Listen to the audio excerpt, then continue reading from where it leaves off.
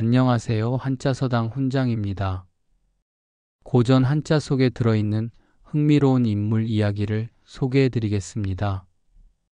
이번에 소개할 인물은 사마천의 사기열전 시리즈 홍리열전입니다. 그의 생애와 역사 속에 펼쳐진 이야기를 흥미진진하게 전달하겠습니다. 그가 남긴 역사적 교훈과 의미를 새겨보시기 바랍니다. 바로 시작하겠습니다. 한나라 무제시대 권력의 중심부에서 맞섰던 두 남자가 있었다. 한 사람은 법을 무기 삼아 적을 굴복시키는 가혹한 관리라는 뜻의 홍리였고, 다른 한 사람은 법 자체를 신봉하며 절차와 원칙을 목숨보다 소중히 여기는 청렴한 관리였다. 장탕과 조우라는 이름으로 불린 이들의 운명은 이미 어린 시절부터 예정되어 있었던 것인지도 모른다.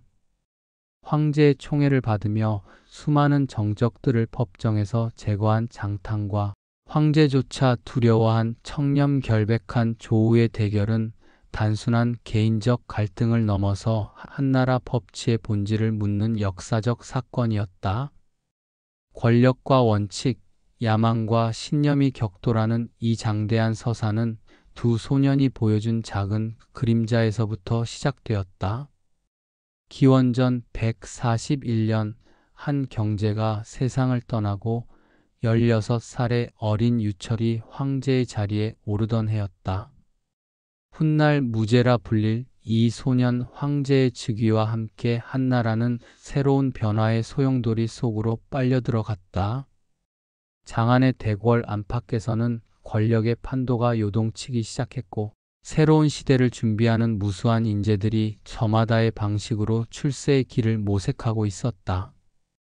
그 무렵 장안 한복판의 한 관사에서는 기묘한 일이 벌어지고 있었다. 관사의 주인인 장효는 장안승이라는 지위에 있는 중간급 관리였는데, 그날따라 공부로 관청에 나간 사이였다.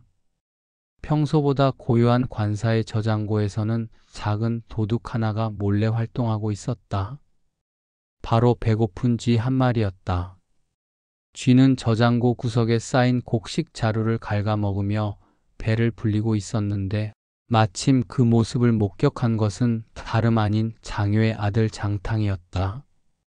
8살 남짓한 장탕은 또래보다 유난히 총명해 보이는 눈빛을 가진 소년이었다.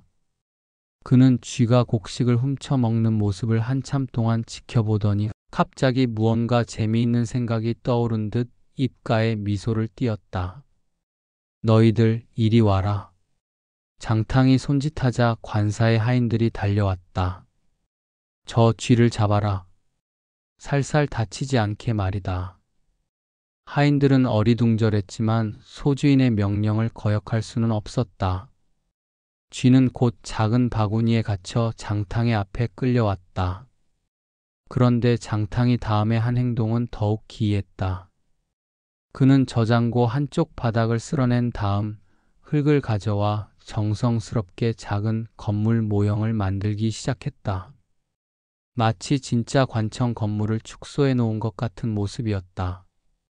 이건 재판장이고 이건 감옥이다. 장탕은 혼자 중얼거리며 손가락으로 흙을 다듬어 나갔다. 그의 손끝에서 만들어지는 것은 단순한 흙덩어리가 아니라 실제 법정을 그대로 옮겨놓은 듯한 정교한 모형이었다. 모든 준비가 끝나자 장탕은 바구니에서 쥐를 꺼내어 작은 감옥 앞에 세워놓았다. 그리고는 진짜 관리가 된 것처럼 엄숙한 표정으로 쥐를 내려다보았다. 이 자리는 대안의 법정이다. 너는 주인의 곡식을 허락 없이 훔쳐 먹었으니 도둑질의 죄를 범한 것이 분명하다. 내 죄를 인정하느냐? 장탕의 목소리는 8살 아이의 것이라고는 믿어지지 않을 만큼 위엄이 있었다. 쥐는 물론 대답할 수 없었지만 낯선 상황에 놀라 몸을 움틀거렸다. 장탕은 그 모습을 보더니 만족스럽다는 듯 고개를 끄덕였다. 그래, 내가 몸짓으로 죄를 인정하는구나. 이제 판결을 내리겠다. 그는 미리 준비해둔 줍간을 꺼내 들었다. 놀랍게도 그 줍간에는 이미 고문장이 정갈한 글씨로 적혀 있었다. 죄인은 주인의 재물을 훔친 도둑질의 죄를 범하였으며 이는 한나라 율령에 따라 중한 죄에 해당한다. 증거가 명확하고 본인이 죄를 인정하였으므로 법에 따라 참수형에 처한다. 장탕이 읽어 내려가는 판결문의 형식과 내용은 실제 관청에서 사용하는 것과 조금도 다르지 않았다. 하인들은 입을 벌린 채 이 광경을 지켜보았다. 어떻게 8살짜리가 이런 완벽한 법률 문서를 작성할 수 있단 말인가? 판결이 끝나자 장탕은 작은 장작개비를 집어들었다. 그것은 마치 처형용 도끼를 상징하는 것 같았다. 법이 정한 바에 따라 지금 형을 집행한다. 그의 목소리에는 어떤 망설임도 없었다. 장작개비가 내려치자 쥐는 한 번의 비명도 지르지 못하고 죽었다. 장탕은 처형이 끝난 후에도 태연한 표정으로 시체를 치우라고 하인들에게 명령했다. 이 광경을 목격한 하인들 중 하나가 나중에 장효에게 이 일을 전했다.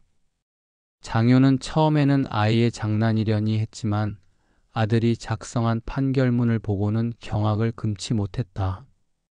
그 문장의 격식과 내용은 수십 년간 관청에서 일해온 자신조차 흠잡을 데 없을 만큼 완벽했기 때문이다. 이 아이는 범상치 않구나. 장효는 속으로 생각했다. 하지만 동시에 아들의 차가운 잔혹함에 대해서는 묘한 불안감을 느꼈다. 바로 그 무렵 장안에서 멀지 않은 어느 시골 마을에서도 또 다른 소년이 자신만의 방식으로 정의를 실현하고 있었다. 조우라는 이름의 이 소년은 장탕보다 2살 많았지만 성격만큼은 완전히 달랐다. 조우의 집안은 대대로 청빈한 농민이었는데 그들은 비록 가난했지만 남에게 해를 끼치지 않고 정직하게 살아가는 것을 가문의 자랑으로 여겼다. 그날도 조우는 마을 아이들과 함께 들판에서 놀고 있었다. 한창 뛰어노는 도중에 갑자기 마을 한쪽에서 소동이 일어났다. 도둑이야. 도둑을 잡았어. 사람들의 외침 소리에 아이들은 모두 그쪽으로 달려갔다. 마을의 김노인 밭에서 한 젊은이가 물을 몰래 뽑다가 현장에서 붙잡힌 것이었다. 젊은이는 옷차림으로 보아 이웃 마을에서 온 듯 했는데 굶주린 얼굴에는 절망이 가득했다. 이 도둑놈을 혼내주자. 마을 사람들이 분노에 차서 젊은이를 둘러쌌다. 누군가 몽둥이를 들었고 또 다른 사람은 주먹을 불끈 쥐었다. 아이들까지도 돌을 주워들며 흥분한 표정을 지었다. 분위기는 순식간에 험악해졌는데 바로 그때 조우가 앞으로 나섰다. 그만두세요. 함부로 때려서는 안 됩니다. 10살 남짓한 소년의 외침이었지만 그 목소리에는 남다른 위엄이 있었다. 사람들은 잠시 동작을 멈추고 조우를 돌아보았다. 조우야, 내가 왜 이 도둑놈을 말리느냐? 한 어른이 따졌다. 조우는 조금도 주눅 들지 않고 당당히 대답했다. 율령에도 사사로이 형벌을 가하는 것은 금한다고 되어 있습니다. 비록 이 사람이 잘못을 저질렀다 하더라도 우리가 함부로 매질을 할 권한은 없습니다. 그의 말에 사람들은 어리둥절해했다. 10살짜리가 어떻게 율령에 대해 그토록 정확히 알고 있단 말인가? 그럼 어떻게 하자는 거냐? 김노인이 물었다. 조우는 잠깐 생각하더니 또박또박 말했다. 마을의 어른들을 모두 모아놓고 이 사람의 잘못을 규정에 따라 논의해야 합니다. 그리고 우리 마을의 규칙에 따라 합당한 처벌을 정해야 합니다. 감정에 휩쓸려 함부로 행동해서는 안 됩니다. 그의 논리는 명쾌했고 반박의 여지가 없었다. 마을 사람들은 서로 얼굴을 마주보며 수군거렸다. 어린 조우의 말이 옳다는 것을 모르는 사람은 없었다. 결국 마을장이 나서서 이 문제를 공식적으로 처리하기로 했다. 젊은이는 마을 회의에서 자신의 처지를 솔직히 털어놓았다. 그는 병든 어머니를 돌보느라 일할 수 없어 며칠째 굶고 있었다고 했다. 마을 사람들은 그의 사정을 듣고 마음이 누그러졌지만 그렇다고 도둑질을 용서할 수는 없었다. 마을장의 판결은 현명했다. 젊은이는 김노인의 밭에서 사흘 동안 일을 도와주는 것으로 죄를 갚고 대신 마을에서는 그에게 며칠치 양식을 나누어 주기로 했다. 모든 사람이 만족하는 해결책이었다. 조우는 이전 과정을 지켜보며 만족스러운 표정을 지었다.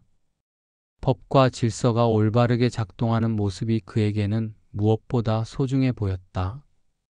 이 두 사건은 겉보기에는 별것 아닌 일상의 한 장면처럼 보였다. 하지만 장탕과 조우가 보여준 행동 방식은 그들의 미래를 예고하는 징조였다. 장탕은 법을 도구로 여겼고 그것을 자신의 목적에 맞게 활용할 줄 아는 소년이었다. 반면 조우는 법 그 자체를 신성한 것으로 받들었고 어떤 상황에서도 절차와 원칙을 지키려 했다. 시간이 흘러 두 소년은 청년이 되었다. 한나라의 정치 상황은 무제의 즉위와 함께 급격히 변화하고 있었다. 젊은 황제는 강력한 중앙 집권 체제를 구축하려 했고 이를 위해서는 유능하고 충성스러운 관리들이 필요했다. 그런 시대적 요구에 부응하여 많은 젊은이들이 관직에 나아가려 했다. 어린 시절의 그림자가 예고했듯이 두 소년은 전혀 다른 길을 걸어 권력의 중심부로 향했다. 장탕은 기회를 움켜쥐는 자였고 조우는 묵묵히 길을 닦는 자였다. 기원전 140년 무제가 즉위한 첫 해, 장탕은 아버지 장효의 인맥을 통해 궁정에 발을 들여놓았다. 장안승으로 수십 년간 관청 생활을 해온 장효는 아들의 재능을 일찍부터 알아보았다. 이 아이는 범상한 그릇이 아니다. 어린 시절 쥐를 재판했던 장탕의 모습을 떠올리며 장효는 확신했다. 그 차가운 논리와 완벽한 법률 감각은 분명 큰일을 해낼 것이었다. 장효는 자신이 쌓아온 관계를 총동원했다. 오랜 세월 함께 일했던 동료들, 상관들, 그리고 궁정의 실세들에게 아들을 소개했다. 제 아들이 총명하니 한번 보아주시면 어떨까 합니다. 겸손한 말투였지만 장효의 눈빛에는 자신감이 가득했다. 그는 아들이 기회만 주어진다면 반드시 성공할 것이라 믿었다. 장탕은 마침내 낭이라는 관직을 얻었다. 황제를 가까이에서 모시는 말단 관리였지만 출세의 발판으로는 더할 나위 없이 좋은 자리였다. 다른 낭들이 단순히 의례적인 업무에만 충실할 때 장탕은 달랐다. 그는 황제 무제의 일거수일투족을 세심하게 관찰했다. 어떤 일에 기뻐하는지, 무엇을 싫어하는지, 어떤 신하들을 신임하는지 모든 것을 머릿속에 새겨 넣었다. 무제는 비록 16살의 어린 황제였지만 이미 강한 권력욕을 드러내고 있었다. 그는 자신의 권위에 도전하는 모든 것을 극도로 경계했고 특히 황실의 위엄을 해치는 일에 대해서는 가혹할 정도로 민감했다. 장탕은 이런 황제의 성향을 정확히 파악했다.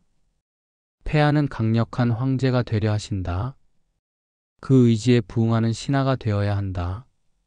10년이 흐르는 동안 장탕은 인내심을 발휘했다.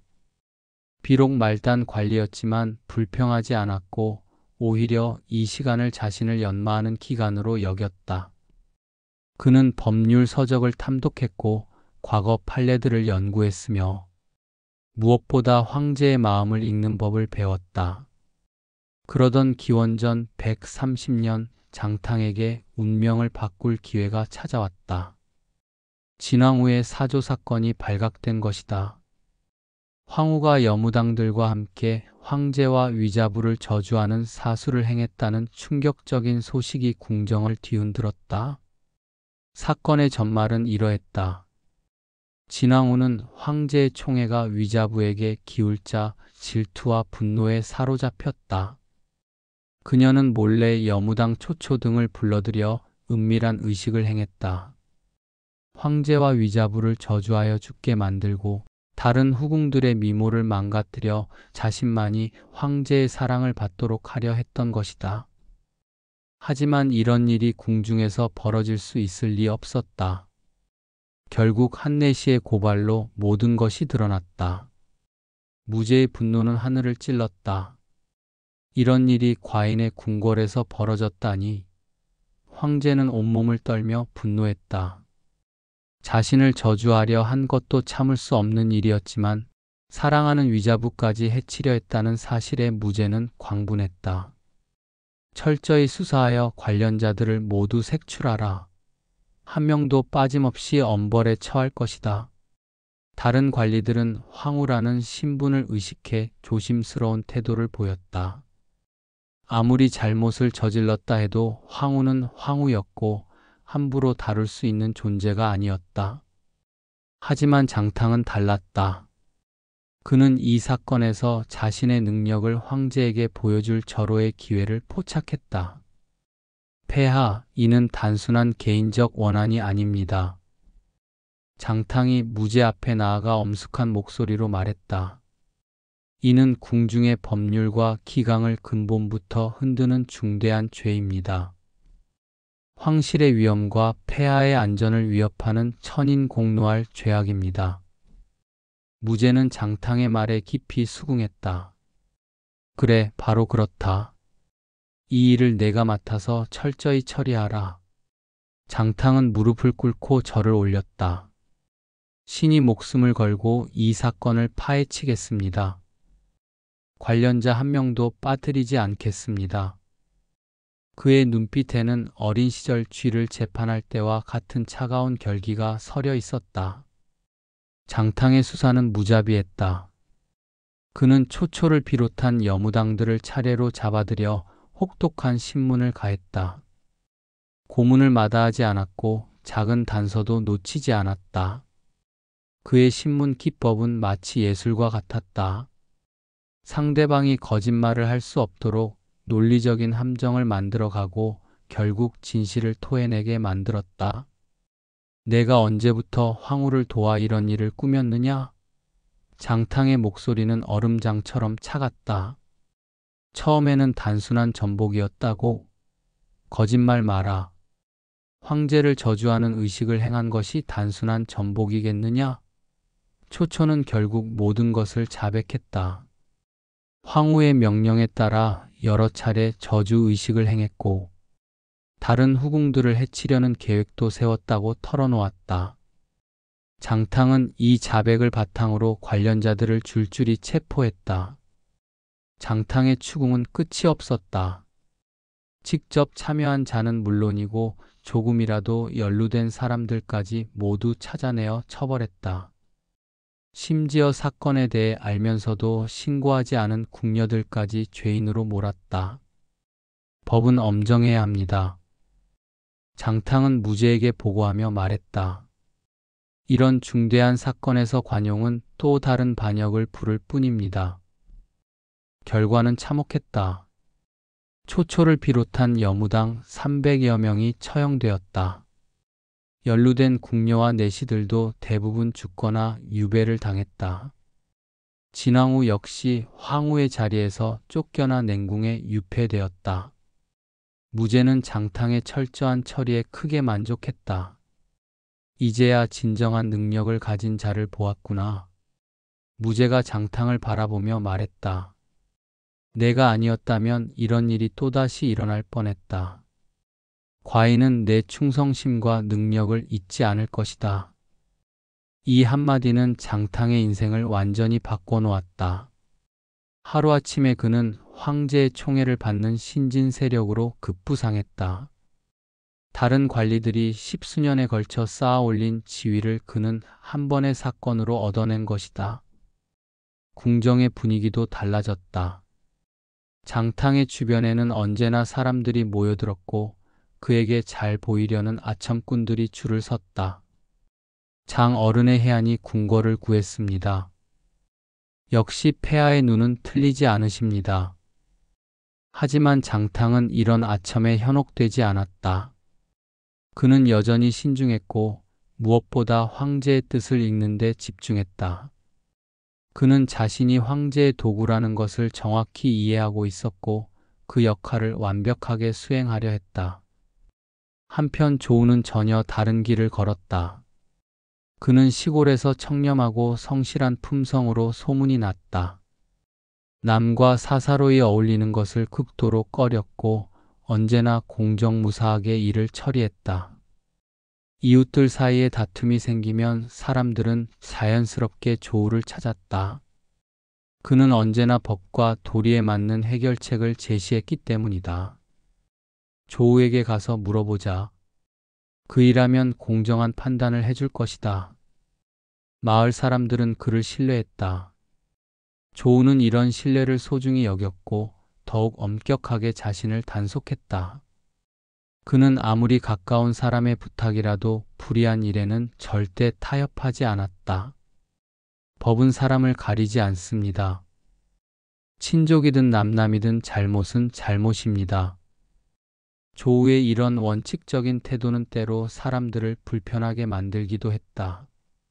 하지만 결국 그의 공정함을 인정하지 않을 수 없었다. 조우의 평판은 점차 관리 사회에도 알려졌다. 그 무렵 한나라는 효렴 제도를 통해 지방에서 유능한 인재를 선발해 중앙에 등용하고 있었다. 지방관들은 각 지역에서 효성과 청렴함으로 이름난 사람들을 조정해 추천해야 했다. 조우가 살던 지역의 군수는 오랫동안 그의 품행을 지켜보아 왔다. 저 젊은이만큼 청렴 결백한 사람을 본 적이 없다.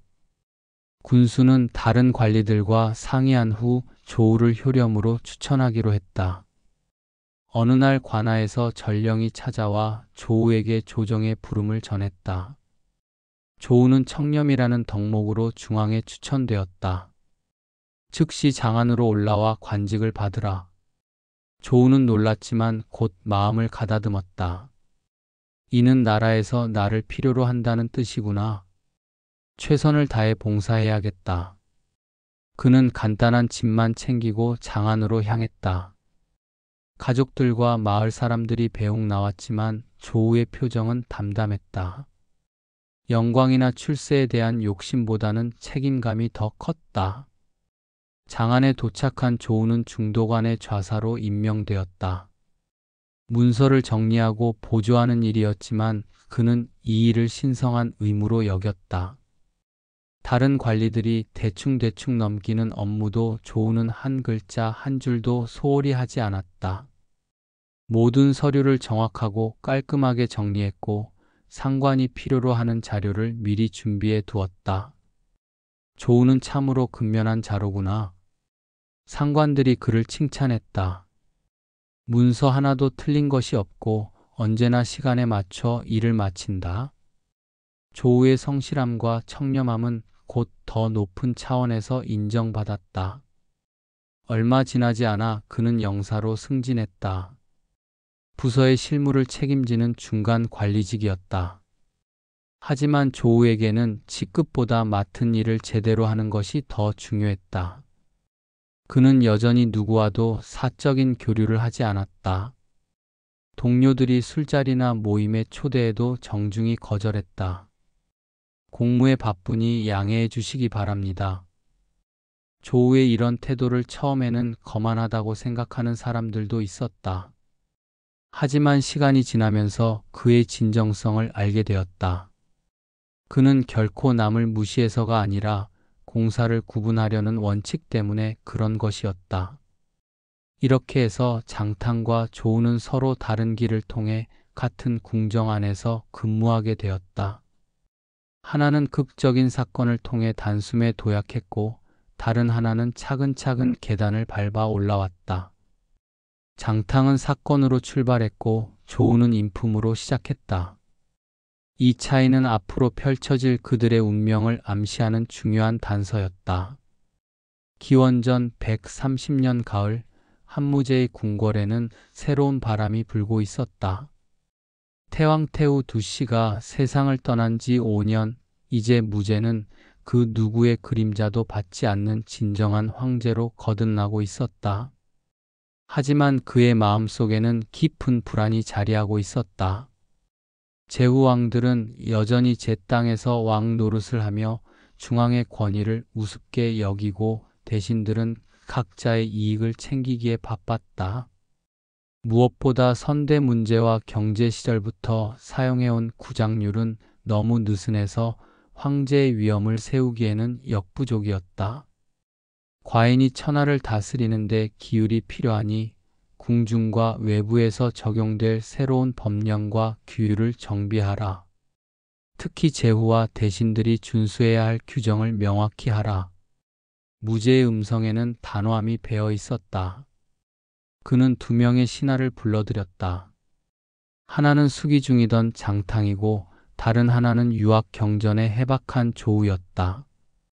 두 사람은 모두 법률에 밝았지만 그들이 법을 보는 시각은 하늘과 땅만큼 달랐다. 장탕은 황제의 말이 끝나자마자 무릎을 꿇으며 탑했다. 신 폐하의 뜻을 받들어 법으로 구현하겠나이다. 그의 목소리에는 즉석에서 황제의 의중을 파악한 영민함이 묻어났다. 반면 조우는 잠시 침묵을 지킨 후 신중하게 입을 열었다. 법은 만민의 귀감이니 공정하고 엄정하며 조문마다 그 논리가 통해야 합니다. 같은 임무를 받았지만 두 사람의 접근법은 이미 갈라지기 시작했다. 기원전 129년 봄부터 본격적인 작업이 시작되었다. 조율과 월궁법 제정은 단순히 법조문을 만드는 것이 아니라 새로운 질서를 창조하는 일이었다. 조율은 조정의 의례와 백관의 행동 규범을 정하는 법이고, 월궁법은 궁궐을 지키는 규율과 출입에 관한 법이었다. 두 법 모두 황제의 위엄과 궁궐의 불가침성을 확보하는 것이 목적이었지만 그 세부 조항을 둘러싸고 장탕과 조우는 끊임없이 부딪혔다. 월궁법 중 국문 출입 규정을 보십시오. 장탕이 먼저 입을 열었다. 황제의 총애를 받는 중대신이나 외척이라도 일단 국문을 출입하면 검문과 신분 확인을 반드시 받아야 한다는 조항을 명시해야 합니다. 이는 황제의 안전을 위한 것이며 황제의 뜻이기도 합니다. 장탕의 논리는 분명했다. 황제의 의지가 곧 법의 근본이라는 것이었다. 하지만 조우는 고개를 저었다. 그럼 누가 검문하고 어떤 절차로 할 것인지, 위반 시 처벌은 어떻게 할 것인지까지 체계적으로 규정해야 합니다. 법은 적용 대상이 누구든 동일한 기준과 절차로 운용되어야 합니다. 황제의 총신이라 해도 예외는 없어야 법의 위신이 섭니다. 조우에게는 법의 보편성이 황제의 개별적 의지보다 중요했다. 조율 제정에서도 마찬가지였다. 대신의 예법을 규정하는 조항에서 장탕은 조정에서 황제를 향해 무슨 말을 할 때의 말투와 절차를 더 세분화하여 황제에 대한 절대적인 복종의식을 조문에 담아내야 한다고 주장했다. 그는 법을 통해 황제에 대한 경외심을 심어주려 했다. 하지만 조우는 말투와 자세보다는 대신이 해야 할 보고의 내용과 책임, 그리고 보고를 누락했을 때의 법적 책임을 명확히 하는 것이 더 중요하다며 형식보다 실질을 중시했다. 이런 논쟁이 계속되는 동안 두 사람은 완전히 다른 생존 전략을 구사하기 시작했다. 한무제 시대의 궁정은 외척, 공신자제, 유학학자 등 다양한 파벌이 치열하게 권력을 다투는 곳이었다. 황제의 신임이 절대적이었지만 그 신임을 받기 위해서도 주변 인물들과의 관계가 중요했다. 장탕은 권력의 내부자가 되기로 결심했다. 그는 당시 최고 실력자인 위청과 곽거병 같은 외척이자 군사령관들, 장청 같은 전대 승상의 아들이자 귀족, 주문 등 유학을 내세운 사대부 출신 관료들까지 두루 교류했다. 그의 방식은 교묘했다. 형식적 예법을 중시하는 조율 초안을 보여주며 위장군의 의견을 청하고 싶다고 하거나 주문과는 유학 경전을 인용한 법 조문 해석을 논의하는 식으로 관계를 형성했다. 그는 황제의 의중을 읽고 그에 맞춰 법을 해석하며 권력가들의 지지를 얻어냈다. 반면 조우는 정반대의 길을 택했다. 그는 법의 외부인이 되기로 했다. 동료 관리들의 사적 방문과 접대를 완전히 거부했다. 문을 닫고 객을 사절하며 저는 법률을 만들 뿐 사람을 사귀는 것이 아닙니다. 이러한 말로 일관했다.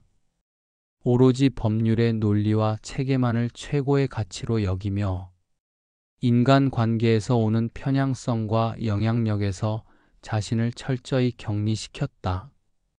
이는 그의 법에 대한 순수성을 지키려는 의도이자 파벌 다툼에 휘말리지 않으려는 냉철한 생존 전략이었다. 두 사람의 대조적인 모습은 작업 과정에서도 그대로 드러났다. 장탕은 법 조문을 논의할 때도 이 부분은 위장군께서 어떻게 생각하실까요?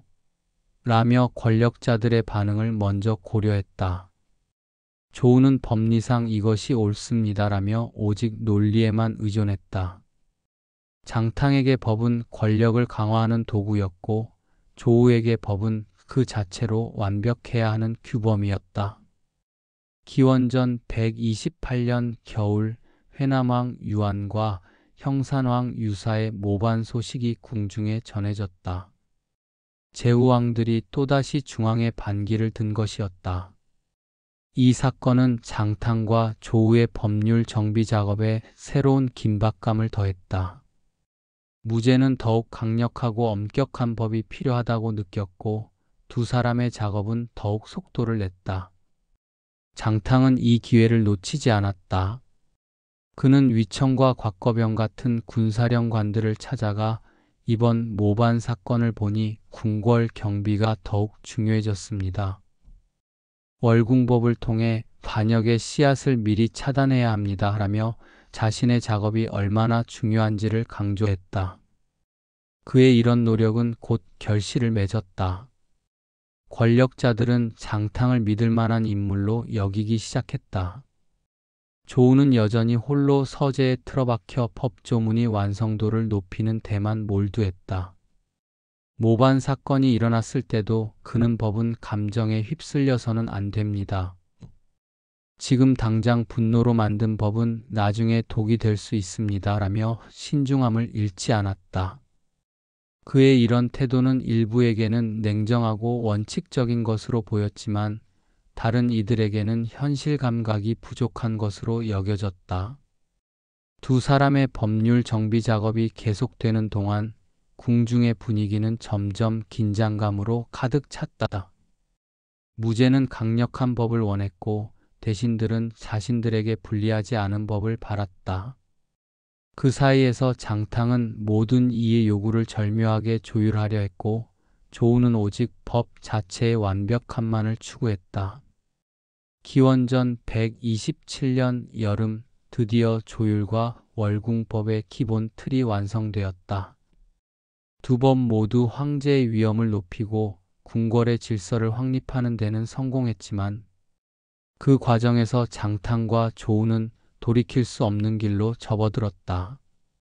장탕은 권력의 중심으로 한 발 더 다가섰고 조우는 더욱 깊은 고독 속으로 들어갔다. 두 사람이 함께 만든 법은 같았지만 그들이 걷는 길은 완전히 달랐다.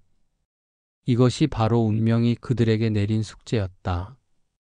기원전 128년 봄, 조율의 기본 틀이 마련된 후 이제 월궁법이라는 더욱 중요한 과제가 두 사람 앞에 놓였다. 무제는 기원전 139년 건원궁 화재 사건을 겪으며 궁궐 보안의 허점을 뼈저리게 느꼈고 태왕태후 두 씨가 세상을 떠난 후부터는 자신의 궁궐을 절대적인 권력의 상징이자 안전한 보루로 만들려는 의지를 더욱 강하게 드러내고 있었다. 당시 궁궐 경비는 난관, 수기, 남군 등이 담당했으나 그 관할과 규율이 체계적이지 못해 문제가 자주 발생했다. 특히 밤중에 국문을 드나드는 자들에 대한 통제가 허술하여 종종 의심스러운 인물들이 궁궐 근처를 배회하는 일이 벌어졌다. 장탕과 조우는 이제 황궁 경비와 출입 규정의 핵심이 될 월궁법 초안을 마련해야 했다. 황제의 특별한 빈객에 대한 규정부터 살펴보겠소. 장탕이 조용한 목소리로 말문을 열었다. 그의 앞에는 두터운 죽간들이 쌓여 있었고 그 사이사이에는 무죄의 의중을 파악하려는 그의 깊은 고민이 묻어났다. 장탕은 속으로 생각했다. 황제께서는 언제나 예측하기 어려운 분이시다. 때로는 한밤중에도 총애하는 신하를 부르시고 때로는 며칠씩 아무도 만나지 않으시기도 한다. 이런 황제의 성향을 법으로 어떻게 담아낼 것인가? 그는 신중하게 입을 열었다. 황제께서 직접 어떤 이는 특별히 밤늦게도 출입을 허락한다는 구칙을 내리셨다면 법 조문에 명시된 일몰 후 무단 출입 금지 규정과 상충되더라도 황제의 구칙이 우선되어야 한다고 생각하오. 이는 월궁법 제1조에 본 법은 황제의 특지를 훼손하지 않는 범위 내에서 적용된다는 조항을 넣어 명시해야 할 것이오. 장탕의 눈에는 확신이 서려 있었다. 그에게 법이란 황제의 의지를 구현하는 도구였고 황제의 뜻이야말로 모든 법의 근본이었다. 그는 어린 시절부터 궁궐에서 자라며 황제의 변덕스러움과 권력의 실체를 몸소 체험해왔다. 법이 아무리 완벽해도 황제의 마음에 들지 않으면 하루아침에 폐지될 수 있다는 것을 알고 있었다. 하지만 조우는 다른 생각이었다. 그는 천천히 고개를 저으며 반박했다. 그렇게 된다면 법이 유명무실해집니다. 황제의 특지를 받은 자는 반드시 금고부에서 특별 출입 증표를 발급받아 사문랑에게 제시하는 절차를 거쳐야 합니다. 구칙만으로 법을 유예하면 이후 호위 장병이 누구를 통제해야 할지 기준을 잃게 됩니다. 법은 절차와 증표라는 형식을 통해 실질을 보호하는 것입니다. 조우의 마음속에는 다른 우려가 자리하고 있었다. 만약 황제의 구칙이라는 이름으로 아무나 궁궐을 드나들 수 있게 된다면 그것은 곧 혼란의 시작이다. 권력자들은 자신의 편의를 위해 황제의 뜻을 핑계 삼을 것이고 결국 궁궐의 안전은 무너질 것이다. 법은 황제를 위한 것이지만 동시에 황제로부터 황제를 보호하는 것이기도 하다. 그는 더욱 강하게 자신의 논리를 펼쳤다. 장탕, 생각해 보십시오. 만약 어떤 간신배가 황제의 구칙이라고 거짓을 고한다면 어떻게 하겠습니까? 문지기는 그것이 진짜인지 가짜인지 어떻게 판단하겠습니까? 두 사람 사이에는 긴 침묵이 흘렀다. 봄바람이 창문 너머로 불어와 죽간들을 살짝 흔들었지만 그들의 시선은 서로에게서 떨어지지 않았다. 밖에서는 궁궐의 일상이 계속되고 있었다. 난관들이 부지런히 오가며 황제의 명을 전달하고 수기병들이 교대로 근무하며 국문을 지키고 있었다. 그들은 모두 새로 만들어질 월궁법의 적용을 받을 사람들이었다. 저기 보시오. 장탕이 창밖을 가리키며 말했다. 저 수기병들도 저 난관들도 모두 황제의 뜻에 따라 움직이고 있소. 법이라는 것도 결국은 그 뜻을 명확하게 전달하는 수단일 뿐이오. 황제의 마음이 바뀌면 법도 따라 바뀌어야 하는 것 아니겠소? 조우는 고개를 저었다. 아닙니다. 저들이 황제의 뜻에 따라 움직일 수 있는 것은 명확한 규칙이 있기 때문입니다. 만약 매번 황제의 기분에 따라 규칙이 바뀐다면 저들은 무엇을 기준으로 행동해야 할지 혼란스러워할 것입니다. 장탕은 조우의 논리를 이해하지 못하는 것은 아니었다. 하지만 그는 황제의 마음을 읽는 것이 더 중요하다고 믿었다. 그의 어린 시절 한 번은 태왕태후 두 씨가 황제에게 어떤 신하를 추천했다가 황제의 불쾌감을 산 일이 있었다. 그때 장탕은 깨달았다. 아무리 좋은 의도라도 황제의 마음에 들지 않으면 소용없다는 것을. 조우, 당신의 말에도 일리가 있소. 그러나 우리는 황제를 섬기는 신하요. 황제의 뜻을 거스르는 법이 무슨 의미가 있겠소? 그의 목소리에는 어린 시절의 경험에서 우러나온 깊은 확신이 배어 있었다. 조우는 잠시 생각에 잠겼다가 입을 열었다. 그의 머릿속에는 어릴 적 스승으로부터 들은 말이 떠올랐다. 법자는 공평무사한 것이니 친소원근을 가리지 않고 귀천상하를 구별하지 않는다. 이 말은 그의 인생 철학이 되었다. 법이 황제의 뜻을 따르는 것은 당연합니다. 하지만 그 뜻이 제대로 실현되려면 체계가 있어야 합니다.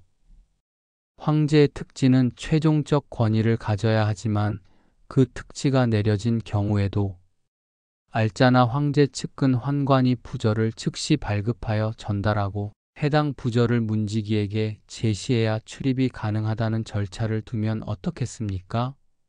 이것은 냉철한 타협이었다. 장탕은 황제 권위의 절대성을, 조우는 법의 절차적 정합성을 일부씩 반영한 결과였다. 장탕은 조우의 제안을 곰곰이 따져보았다. 실제로 이런 절차가 있으면 궁궐 경비병들도 혼란스러워하지 않을 것이고 황제의 특지를 사칭하는 자들도 막을 수 있을 것이었다. 또한 나중에 문제가 생겼을 때 자신이 책임을 질 이유도 줄어들 것이다. 그래, 이 방법이면 황제의 뜻도 존중하면서 법의 체계도 유지할 수 있겠군. 좋죠. 그렇게 하는 것이 현실적이겠군요. 하지만 그의 마음 한편에는 여전히 의문이 남아 있었다. 조우는 왜 이토록 절차에 매달리는 것일까? 혹시 그가 황제의 권위를 의도적으로 제약하려는 것은 아닐까? 다음 논쟁은 더욱 치열했다. 궁중에서의 무기 휴대에 대한 규정이었다. 이 문제는 단순히 법조문의 문제가 아니라 궁중 정치의 핵심과 직결된 민감한 사안이었다. 위청, 곽거병 같은 대장군들은 항상 검을 차고 다녔고 그것은 그들의 권위와 지위를 상징하는 것이기도 했다. 장탕은 현실적인 유연성을 강조했다. 위장군 같은 대장군이나 궁중에서 수기 임무를 맡은 장군은 검을 패용하는 것이 당연하오. 이들을 무단 무기 휴대로 규정할 수는 없으므로 그들의 관직과 신분에 따라 예외를 두어야 합니다. 그의 논리는 분명했다. 권력자들에게는 그에 맞는 대우가 있어야 한다는 것이었다.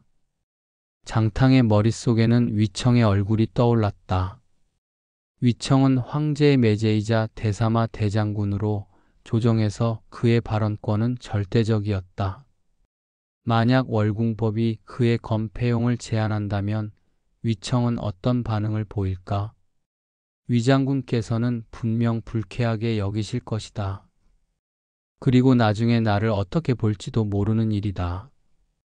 장탕은 이런 정치적 계산을 숨기지 않았다. 조우, 현실을 보십시오. 위장군이나 곽장군 같은 분들이 검도 제대로 차지 못하게 한다면 그분들의 체면이 서지 않을 것 아닙니까? 하지만 조우의 생각은 달랐다. 그는 법의 평등성을 내세웠다. 궁중에서는 황제만이 절대적 안전을 누려야 합니다. 신분이 아니라 임무로 규정해야 합니다. 당직 수기 장군은 부절과 함께 검을 휴대할 수 있되 궁궐 내에서 무기를 사용할 수 있는 상황은 오직 황제에 대한 직접적 위협이 발생했을 때로 한정해야 합니다. 퇴근 후 궁궐을 나가는 장군도 궁문에서 반드시 무기를 맡겨야 합니다. 예외를 두면 그 예외가 곧 약점이 됩니다. 조우의 마음속에는 어릴 적 들은 이야기가 떠올랐다. 전국 시대 어떤 왕이 신하들의 무기 휴대를 허용했다가 결국 그 무기에 찔려 죽었다는 이야기였다. 조우는 더욱 강하게 자신의 논리를 펼쳤다. 장탕, 황제의 안전보다 소중한 것이 있겠습니까? 위장군이나 곽장군의 체면도 중요하지만 그보다 더 중요한 것은 황제의 생명 아니겠습니까? 만약 어떤 변고가 생긴다면 우리가 어떻게 책임을 지겠습니까? 그의 목소리에는 진정한 걱정이 묻어났다. 조우에게 황제는 개인이 아니라 제도의 정점이었고 그 정점을 지키는 것이 곧 천하의 안정을 지키는 것이었다. 궁궐 안에서 일하는 하급 관리들과 병사들의 대화도 들려왔다. 요즘 새로운 법을 만든다던데 우리도 영향을 받겠지. 글쎄, 아마 더 엄격해질 거야. 요즘 황제께서 궁궐 보안을 많이 신경 쓰시거든. 그럼 우리가 검을 차고 근무하는 것도 바뀔까? 모르겠어.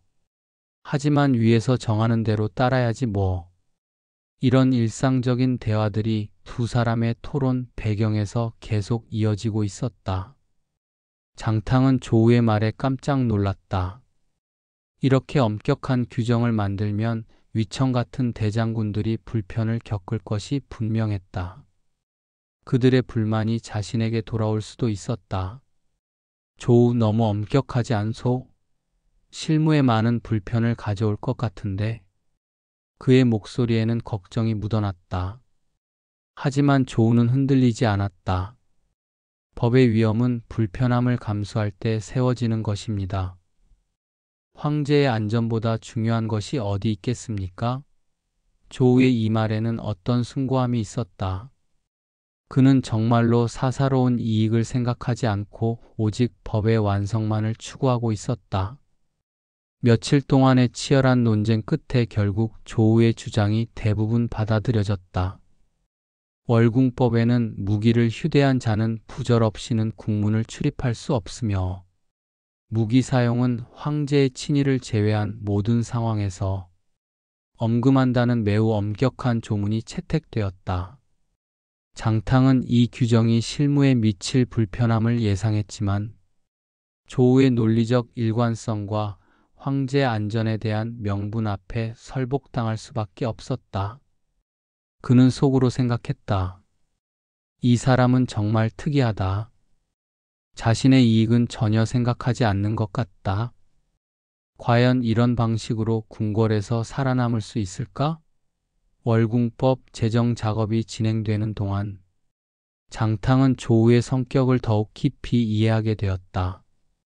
한편 궁궐 밖에서는 백성들 사이에서도 새로운 법에 대한 소문이 돌기 시작했다. 궁궐법이 바뀐다더군. 그래? 우리랑은 상관없는 일 아닌가? 글쎄, 법이라는 게 위에서 바뀌면 아래까지 영향이 미치잖아. 맞아. 요즘 황제께서 법을 강화하신다니 우리도 조심해야겠어. 이런 민간의 반응들이 궁궐 안으로도 전해졌고 장탕과 조우는 자신들이 만드는 법이 단순히 궁궐 안의 문제가 아니라는 것을 깨닫게 되었다.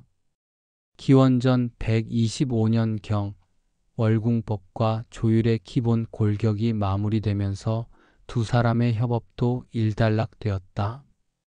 이제 각자는 자신만의 길을 걸어야 했다. 이 시기 무제는 외척인 위청과 곽거병을 중용하여 흉노와의 전쟁을 본격화하고 내정에서는 중앙 집권을 강화하며 제후왕들을 압박하고 있었다. 따라서 권력의 핵심인 외척, 군사령관, 측근 신하와의 관계는 출세와 생존의 필수 조건이었다.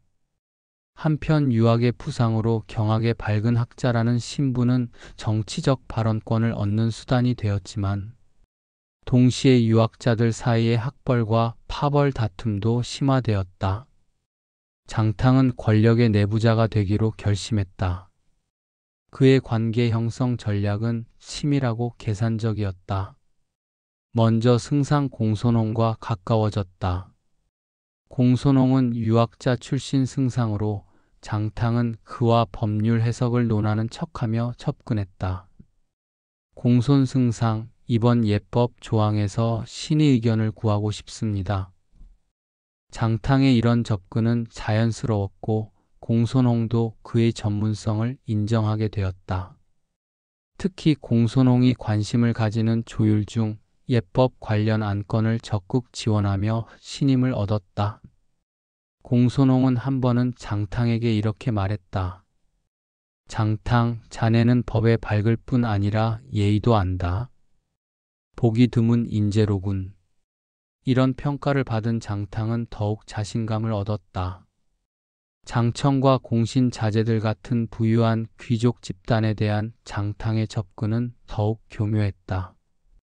그는 그들이 월궁법으로 인해 궁궐 출입에 불편을 겪지 않도록 조항 해석을 유연하게 해주었다. 표면적으로는 법을 엄격히 적용하는 척하면서도 뒤에서는 이런 경우에는 이렇게 해석할 수 있습니다 라며 뒷문 역할을 암암리에 제공했다. 어느 날 장청이 장탕을 찾아와 말했다. 장탕, 자네 덕분에 궁궐 출입이 한결 편해졌네. 고맙소. 장탕은 겸손하게 대답했다. 법이 백성을 위해 있는 것이니 불편함을 덜어드리는 것이 당연합니다. 이런 식으로 그는 권력자들에게 은혜를 베풀며 자신의 입지를 넓혀갔다. 주문 등 유학 관료들과의 관계에서는 또 다른 전략을 사용했다.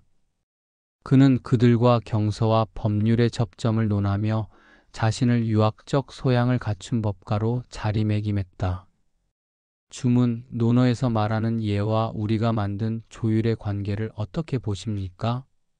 이런 식의 접근으로 그는 유학 파벌의 반발을 일부 무마했다. 주문은 처음에는 경계했지만 점차 장탕의 학식에 감탄하게 되었다. 장탕, 자네는 법가이면서도 유학의 정신을 안다. 흔치 않은 일이로군. 이런 평가를 들은 장탕은 속으로 미소를 지었다. 그에게 법은 권력을 구현하고 유지하는 도구였고 법을 만들고 운영하는 과정 자체가 인간관계와 정치적 역학을 구축하는 장이었다. 장탕의 이런 노력들은 점차 결실을 맺기 시작했다. 궁궐 안에서 그의 이름을 모르는 사람이 없을 정도로 유명해졌고 무제도 그의 능력을 높이 평가하게 되었다. 어떤 문제가 생기면 사람들은 자연스럽게 장탕에게 물어보자고 말했다. 그는 법률 전문가에서 정치적 조언자로 그 역할을 확대해 나갔다. 그의 하루는 끊임없는 만남과 대화로 채워졌다. 아침에는 공손홍과 정치 현안을 논하고 오후에는 장청 등 귀족들의 고민을 들어주며 저녁에는 주문 등 학자들과 경서를 토론했다. 이 모든 활동이 그에게는 권력 기반을 넓히는 소중한 기회였다. 반면 조우는 완전히 반대 방향을 택했다. 그는 법의 외부인이 되기로 했다. 그의 문문사객 원칙은 더욱 엄격해졌다. 퇴근 후 집에는 아무도 받아들이지 않았다. 동료가 생일이나 명절을 핑계로 찾아오면 사적 인정은 공문서로 전달하라며 문을 닫아 걸었다. 그의 집 대문에는 항상 면에 사절이라는 패가 걸려 있었다. 이웃들은 처음에는 이상하게 여겼다. 저 사람은 왜 저렇게 혼자 지낼까? 아마 성격이 괴팍할 거야. 하지만 시간이 지나면서 사람들은 그의 원칙을 어느 정도 인정하게 되었다. 조우는 저런 사람이야. 사적인 만남은 절대 하지 않아. 유학자 파벌의 모임이나 귀족들의 연회에 초대되어도 조우는 일체 불참했다. 내가 만난 것은 월궁법이지 주문이 아니다라는 말로 일관했다. 그는 모든 업무 관련 논의가 조정에서 공식적으로 이루어지거나 문서로 오가야 한다고 주장했다. 사적인 대화로 법을 논하는 것을 거부했다. 그에게 법은 공기이므로 사정에 물들어서는 안 되는 것이었다. 모든 인간 관계는 결국 편향성과 오염을 가져온다고 믿었기 때문이다. 그는 때때로 창밖을 바라보며 생각했다. 장탕은 지금 얼마나 많은 사람들과 어울리고 있을까? 그가 가는 길이 더 쉬운 길일 수도 있다. 하지만 나는 내 길을 가겠다. 한편 장탕은 정반대의 나날을 보내고 있었다. 그의 집에는 하루도 빠짐없이 손님들이 찾아왔다. 때로는 공손홍 같은 고위 관료들이, 때로는 장청 같은 귀족들이, 때로는 주문 같은 학자들이 찾아왔다. 장탕은 이들을 모두 정중하게 맞이했다. 그는 각자의 성향에 맞춰 대화를 이끌어갔다. 공손홍과는 유학 경전과 법률의 관계를 논하고, 장청과는 현실 정치의 흐름을 분석하며, 주문과는 학문적 토론을 벌였다. 이 모든 것이 그에게는 권력 기반을 다지는 소중한 시간이었다. 장탕의 집 하인들도 주인의 성향에 맞춰 손님 접대에 능숙해졌다. 어서 오십시오.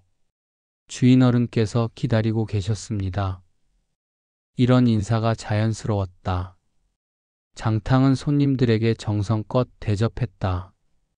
좋은 술과 안주를 준비하고 편안한 분위기에서 대화가 이어지도록 신경 썼다. 그는 때때로 손님들의 고민을 들어주기도 했다. 요즘 무엇 때문에 고민이십니까? 이런 질문으로 시작해서 상대방의 마음을 여는데 능숙했다. 이런 노력의 결과로 장탕 주변에는 든든한 인맥이 형성되었다.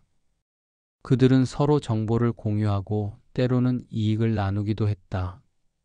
장탕은 이 모든 과정에서 중심 역할을 했다. 그는 법률 전문가로서의 지식과 정치적 감각을 조화롭게 발휘했다. 무죄도 점차 장탕의 능력을 인정하게 되었다. 장탕은 법에 밝을 뿐 아니라 사람을 다루는 데도 능숙하구나. 이런 평가를 받게 된 것이다. 반면 조우에 대한 평가는 달랐다. 조우는 법률 실력은 뛰어나지만 너무 경직되어 있다. 사람들과 어울리지 못하니 큰 일을 맡기기 어렵겠다. 이런 평가들이 궁중에 퍼져나갔다. 조우는 이런 평가들을 알고 있었지만 개의치 않았다. 그는 자신의 서재에서 홀로 작업하며 이렇게 생각했다. 내가 사람들에게 인기가 없어도 상관없다. 법만은 완벽해야 한다. 시간이 흐르면서 두 사람의 운명은 점점 더 다른 방향으로 향해 갔다. 장탕은 권력의 중심으로 다가가고 있었고, 조우는 고독한 순수함 속으로 더욱 깊이 들어가고 있었다. 하지만 두 사람 모두 자신의 선택에 대해 확신을 가지고 있었다. 장탕은 권력을 통해 더 큰 영향력을 행사할 수 있다고 믿었고, 조우는 순수한 법의 정신을 지키는 것이 더 중요하다고 생각했다. 어느 날 궁궐에서 두 사람이 마주쳤다. 장탕은 여러 신하들과 함께 있었고, 조우는 홀로 걷고 있었다. 장탕이 먼저 인사했다. 조우, 잘 지내시오? 조우는 간단히 대답했다. 네, 잘 지냅니다. 그들은 더 이상 대화하지 않고 각자의 길을 갔다. 이 짧은 만남은 그들의 변화된 관계를 상징적으로 보여주었다.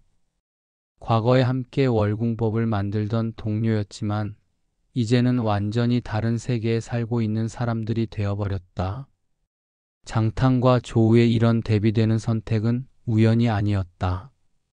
그들이 월궁법을 만들면서 벌인 논쟁이 단순한 방법론의 차이가 아니라 궁극적으로 법과 권력의 관계에 대한 근본적인 철학의 차이에서 비롯되었기 때문이다. 기원전 122년 가을, 장안 함양궁 미양궁 깊숙한 곳에서 무제의 분노가 터져 나오고 있었다. 회남왕 유한과 형산왕 유사의 모반 사건이 발각된 것이다.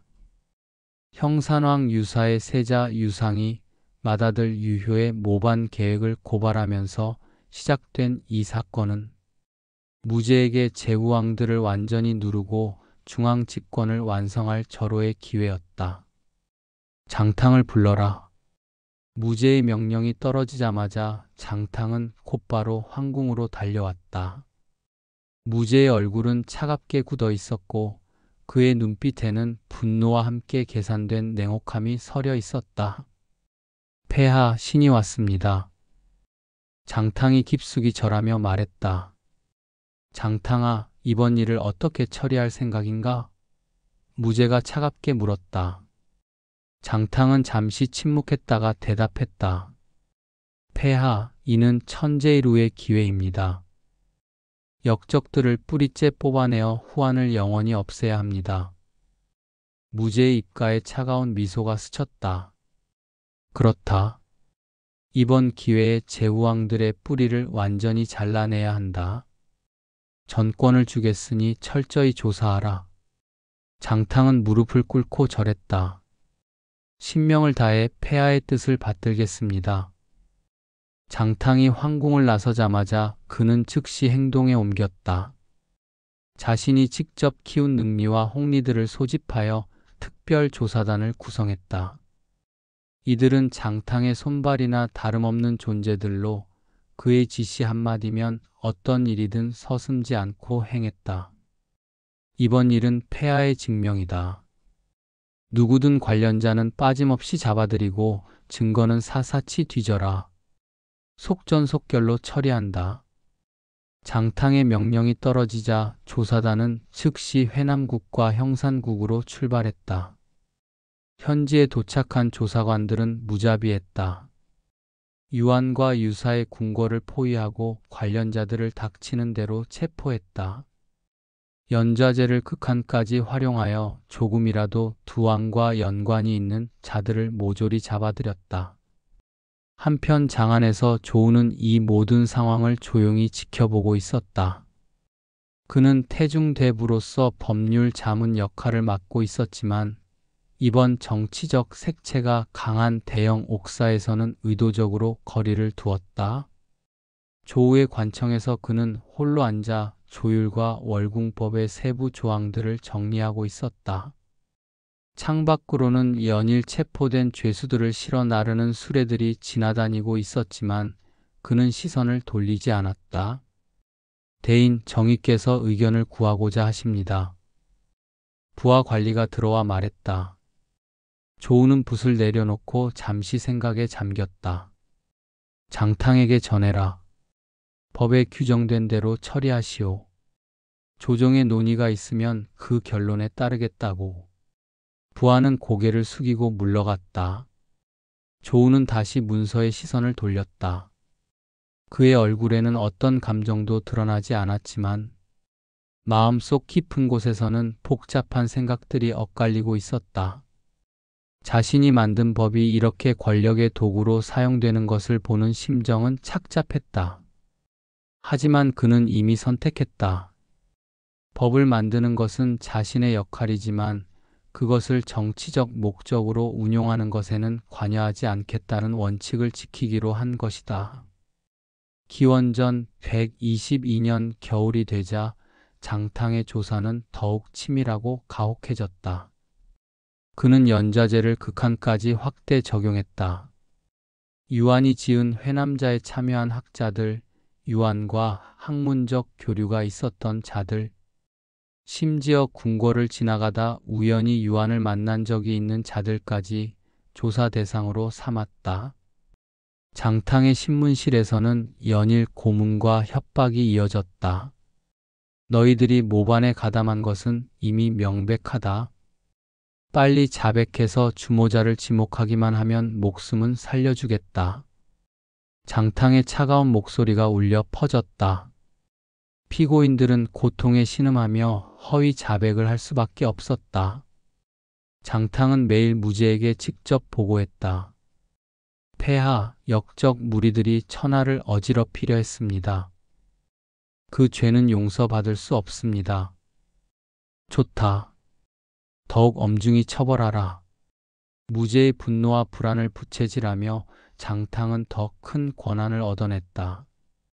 기원전 121년 봄, 사건의 규모는 걷잡을 수 없이 커졌다. 수만 명에 달하는 관리와 학자들이 연루되었다. 장안의 감옥들은 죄수들로 가득 찼고 처형장에서는 매일 수십 명씩 목이 떨어졌다. 장탕은 권력의 절정에서 이 모든 것을 지휘했다. 그의 한마디면 수백 명의 운명이 결정되었고 조정의 대신들조차 그 앞에서 벌벌 떨었다. 역적들의 무리는 뿌리째 뽑아야 한다.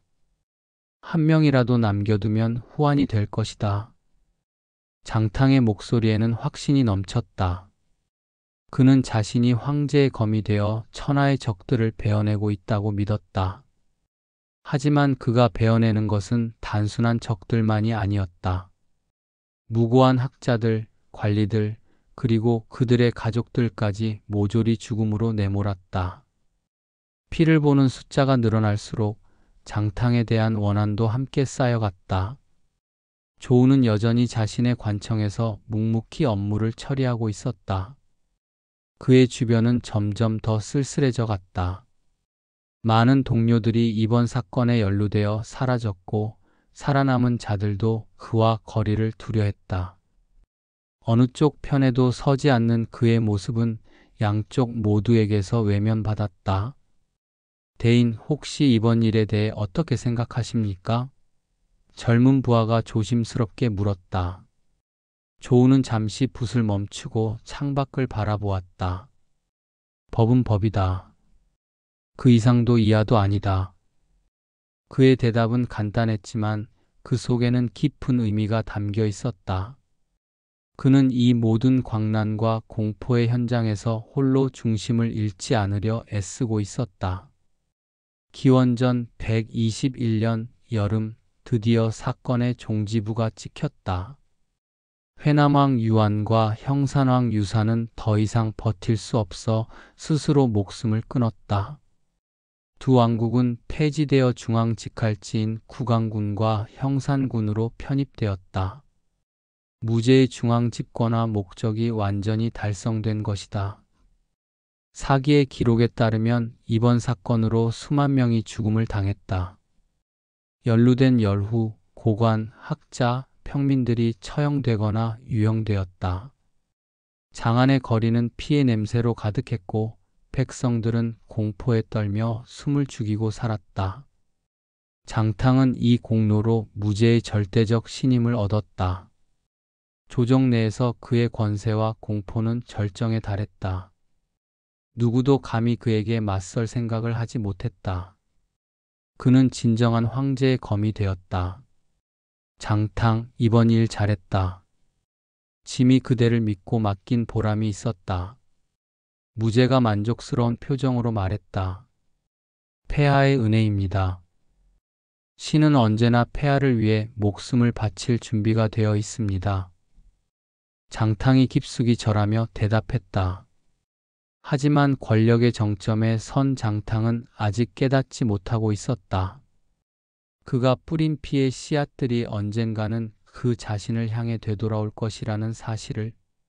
수만 명의 원한이 그를 향해 모여들고 있었고 그의 가장 가까운 곳에서도 배신의 칼날이 벼려지고 있었다. 조우는 이 모든 사건이 끝난 후에도 여전히 자신의 자리에 앉아 있었다.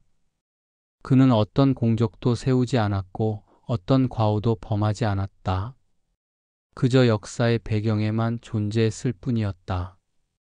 그의 주변은 더욱 쓸쓸해졌지만 그는 살아남았다. 그것만으로도 충분했다. 장탕의 빛이 강렬할수록 그의 그림자는 더욱 깊어졌다. 그리고 그 그림자 속에서 복수를 꿈꾸는 자들의 음모가 조용히 싹트기 시작했다. 권력의 정상에 오르는 길은 하나가 아니었다. 장탕이 선택한 피의 길이 있었다면 조우가 선택한 침묵의 길도 있었다. 둘 중 어느 길이 옳은지는 시간만이 증명할 것이었다. 기원전 115년 초 장안의 거리에는 여전히 장탕의 위세에 대한 소문들이 나돌고 있었다.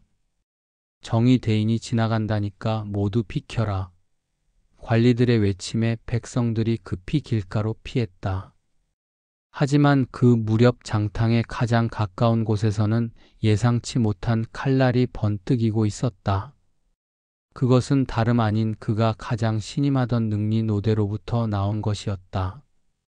노대는 장탕이 직접 발탁한 인물로 회남왕 옥사 때도 그의 오른팔 역할을 충실히 해온 자였다.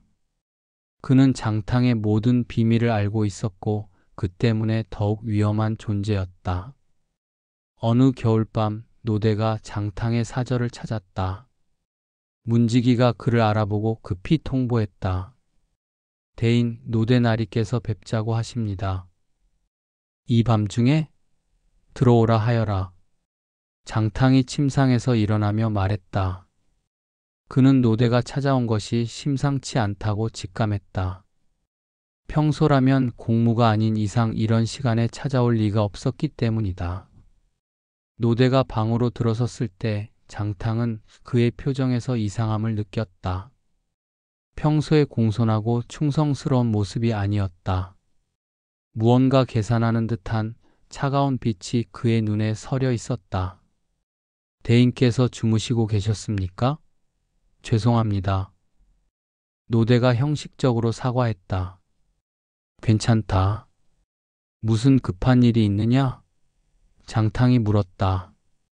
노대는 잠시 주저하는 듯 하더니 품에서 작은 죽간 뭉치를 꺼냈다. 그의 손이 미묘하게 떨리고 있었다. 긴장 때문인지 흥분 때문인지 알 수 없었다. 대인, 이것 좀 보십시오. 노대가 죽간을 장탕에게 내밀었다. 장탕이 죽간을 받아 촛불 아래서 들여다보는 순간 그의 얼굴이 굳어졌다. 그곳에는 그가 대형 상인 전신과 나눈 은밀한 거래 내용들이 상세히 기록되어 있었다. 염철전매 시행 전 미리 알려준 정보, 평준법 관련 기밀사항 누설, 그 대가로 받은 막대한 금품들의 목록까지 모든 것이 낱낱이 기록되어 있었다. 장탕의 입술이 바싹 말랐다. 이런 기록을 노대가 어떻게? 그는 자신이 얼마나 부주의했는지 깨달았다. 가장 가까운 부하라고 방심했던 것이다. 자네의 그 일 내가 다 알고 있네. 노대의 목소리에는 이전의 공손함이 완전히 사라져 있었다. 오히려 위협적이기까지 했다. 장탕은 침묵했다. 그의 머릿속에서는 수많은 생각들이 교차했다. 노대를 당장 제거해야 하나? 아니면 달래야 하나? 이자가 진짜 원하는 것은 무엇인가? 오랜 침묵이 흐른 후 장탕이 차분히 물었다. 무엇을 원하는가? 간단합니다. 노대가 냉소적으로 웃었다. 내 관직을 올려주고 앞으로의 일에도 적극 협력하지 않으면 이 일을 조정해 고발하겠소. 노대의 눈에는 탐욕과 야심이 번득이고 있었다. 그는 오랫동안 장탕의 그늘에 가려져 있었던 것에 대한 불만이 컸다. 자신도 충분한 능력이 있는데 왜 항상 장탕의 부하로만 머물러야 하는가라는 생각이 그를 배신으로 이끌었던 것이다. 장탕은 그제야 깨달았다. 충성이라는 것이 얼마나 더섭는 것인지를. 그가 권력의 정점에 오르기까지 수많은 사람들을 짓밟아 왔지만 정작 자신도 같은 방식으로 발목을 잡힐 줄은 몰랐던 것이다. 노대란 자, 내가 그를 발탁했건만 이제 도리어 내 발목을 잡다니. 장탕은 속으로 분노했지만 겉으로는 침착함을 유지했다. 이런 상황에서 감정을 드러내는 것은 더 큰 약점이 될 뿐이었다. 알겠다. 내 말을 고려해 보겠다. 장탕이 신중하게 대답했다. 고려요? 노대가 비웃듯 말했다. 대인, 이건 협상이 아닙니다. 선택입니다. 제 요구를 들어주시거나 아니면 이 모든 것이 조정에 알려지거나. 노대가 떠난 후 장탕은 홀로 앉아 깊은 생각에 잠겼다. 창밖으로는 차가운 겨울바람이 불어와 촛불을 흔들었다. 내가 지금까지 얼마나 많은 사람들을 이런 식으로 협박했던가.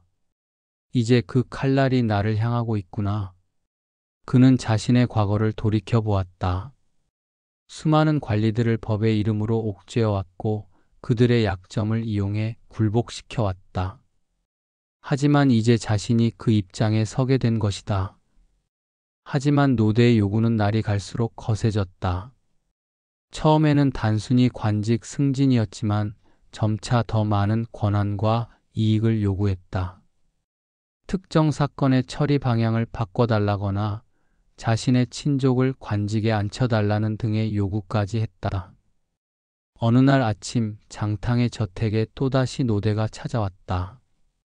이번에는 대놓고 오만한 태도였다.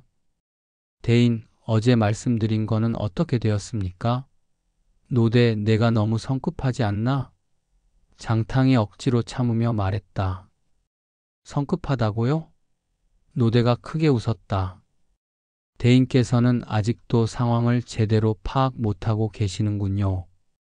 지금 주도권을 쥐고 있는 것은 제가 아닙니까? 장탕은 극도의 분노와 굴욕감에 휩싸였다. 자신이 지금까지 다른 사람들에게 해왔던 일을 고스란히 당하고 있는 것이다.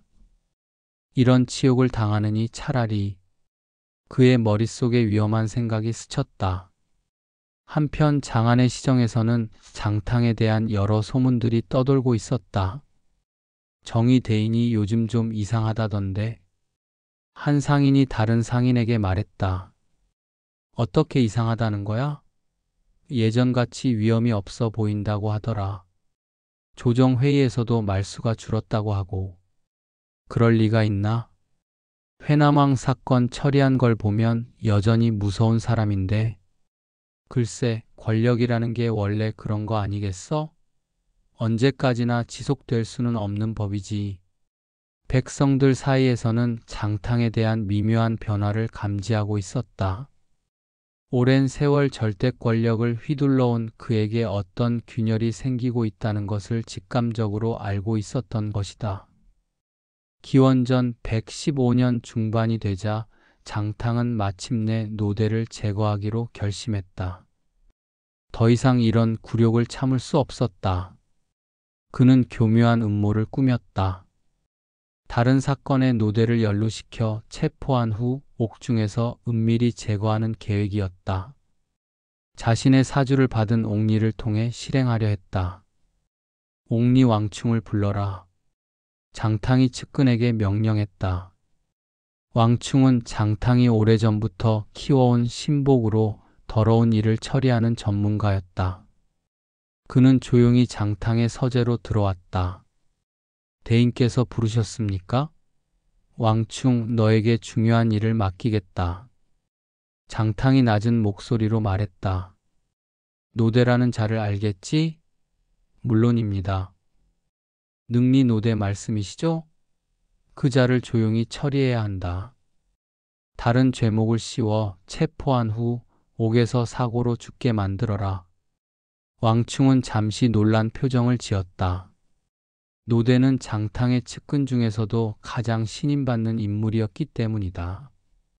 하지만 그는 장탕의 명령에 의문을 제기할 입장이 아니었다. 알겠습니다. 어떤 죄목으로 하시겠습니까? 횡령이면 충분할 것이다. 증거는 내가 마련하겠다. 며칠 후 노대는 갑작스럽게 체포되었다. 죄목은 관청 자금 횡령이었다. 노대는 자신이 왜 체포되었는지 정확히 알고 있었다. 장탕이 나를 제거하려 한다. 그는 절망감에 빠졌지만 동시에 분노했다. 내가 가진 증거들이 있는데 이렇게 당할 수는 없다. 노대가 체포되어 옥에 갇히자 당시 사법 업무를 총괄하던 정의 역관이 직접 이 사건을 신문하게 되었다. 역관은 장탕과 같은 홍리 출신이었지만 오히려 라이벌 의식이 강한 인물이었다. 그는 오랫동안 장탕의 권세를 시기하며 언젠가는 그를 넘어서고 싶어 했다. 또 하나의 기회가 왔구나. 역관이 혼잣말을 중얼거렸다. 그는 노대 사건이 단순한 횡령 사건이 아니라는 것을 직감했다. 장탕과 노대 사이에 무언가 있었을 것이라고 추측했다. 역관이 노대를 직접 신문했다. 노대, 내가 저지른 일을 모두 자백하라. 역관이 차갑게 말했다. 노대는 처음에는 버텼다. 저는 횡령한 일이 없습니다. 이는 모함입니다. 모함이라고? 그렇다면 누가 너를 모함했다는 것인가? 역관이 예리하게 물었다. 노대는 잠시 망설였다. 자신이 가진 장탕의 비리 증거를 공개하면 살 수 있을지도 모른다. 하지만 그러면 장탕의 분노를 사게 될 것이고 설령 살아남는다 해도 보복이 뒤따를 것이었다. 하지만 죽음의 위기 앞에서 그는 결국 입을 열었다. 정의님, 이 모든 일의 배후에는 장탕이 있습니다. 역관의 눈이 번뜩였다. 무슨 소리인가? 그가 나를 시켜서 상인들과 은밀한 거래를 했습니다. 국가 기밀을 누설하고 거액의 뇌물을 받았습니다. 그리고 이제 그 사실이 드러날까봐 저를 죽이려 하는 것입니다. 증거가 있는가? 있습니다. 모든 거래 내용을 기록한 주간들이 제 집에 숨겨져 있습니다. 역관은 내심 흥분했다. 장탕의 비리 증거를 확보할 수 있다면 그를 무너뜨릴 수 있는 절호의 기회였다. 좋다. 내가 말하는 증거들을 모두 찾아오겠다. 만약 내 말이 사실이라면 내 죄는 가볍게 처리하겠다. 역관은 즉시 노대의 집을 수색했다. 과연 그가 말한 대로 장탕과 상인들 간의 거래 내용이 상세히 기록된 주간들이 발견되었다. 그는 이 증거들을 통해 장탕의 비리뿐만 아니라 자신을 제거하려는 음모까지 간파했다. 이번 기회에 장탕을 영원히 궁지에 몰아넣을 수 있다. 역관은 은밀히 더 많은 증거를 수집하기 시작했다. 노대의 진술을 바탕으로 장탕의 다른 비리들까지 추적했다. 그는 자신의 출세를 위해 장탕을 희생시키기로 완전히 결심했던 것이다. 한편 조우는 여전히 자신의 관청에서 묵묵히 업무를 처리하고 있었다. 그는 장안에 떠도는 소문들을 들으면서도 침묵을 지켰다. 대인 장탕에 대한 소문이 심상치 않습니다. 부하가 조심스럽게 말했다. 어떤 소문인가? 그의 측근 노대가 체포되었다고 합니다. 그리고 정의 역관이 직접 사건을 맡았다고 하는데 조우는 잠시 붓을 멈추고 생각에 잠겼다. 장탕에게 드디어 위기가 왔구나. 그는 이런 일이 언젠가는 일어날 것이라고 예상했다. 권력을 이용해 너무 많은 원한을 샀기 때문이었다. 우리는 우리 일만 하자. 남의 일에 관여할 필요 없다.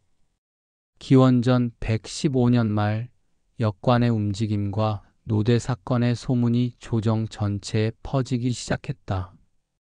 이때 장탕에게 오랜 원한을 품고 있던 세 사람이 움직였다.